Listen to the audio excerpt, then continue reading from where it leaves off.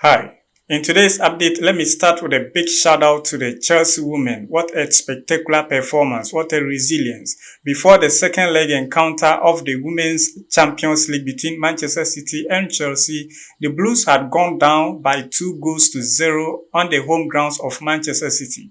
Though Sonia Bombasta, the Blues head coach, had assured fans of turning this result, but we're not very sure owing to the good form equally Manchester City find themselves.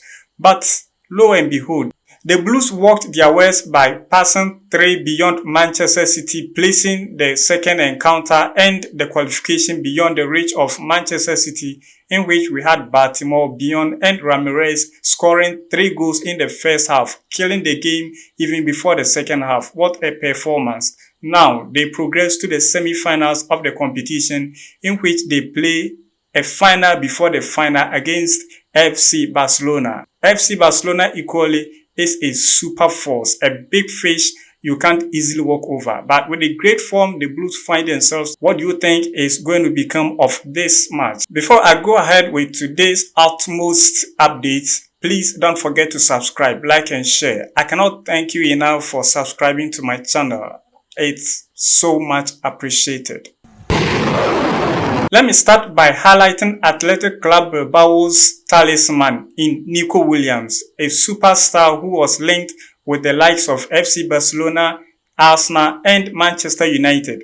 But as a move could not be finalized in the previous windows, the boy cooled his head down and continued with his spectacular performances, pulling off 143 completed passes, even beyond that of Kylian Mbappe and Vini Jr. from the start of the previous season. Nico Williams continued to pull off spectacular performances, signifying the fact that he is even yet to become a bigger fish in the near future, better than we find him in current time.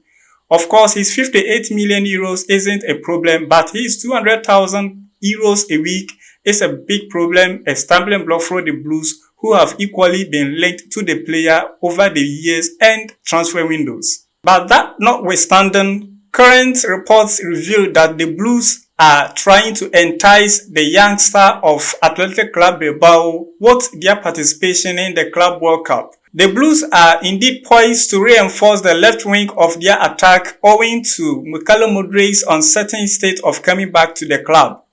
With this in place, the Blues are very keen to finalize a move for a top player, a big fish, before their participation in the Club World Cup. The Blues are indeed poised with optimism and zeal to go ahead and win the Club World Cup with big prize money placed on the tournament for a winner. Also in the news, super agent Jorge Mendes has informed Juventus that Chelsea, Manchester City and Liverpool are clubs interested in their youngster in Kenan Yildiz, the super talent of Juventus, the number 10, the untouchable. Apparently, if the Blues are keen in bringing Athletic Club Bilbao's talisman Nico Williams, it's unclear if they will continue to target other left wingers like Kenan Yildiz. But other reports have indicated that apart from the Blues' intention to bring a star who would hit the ground running, they still have intention of bringing a potential to keep a push on the big fish at the left wing.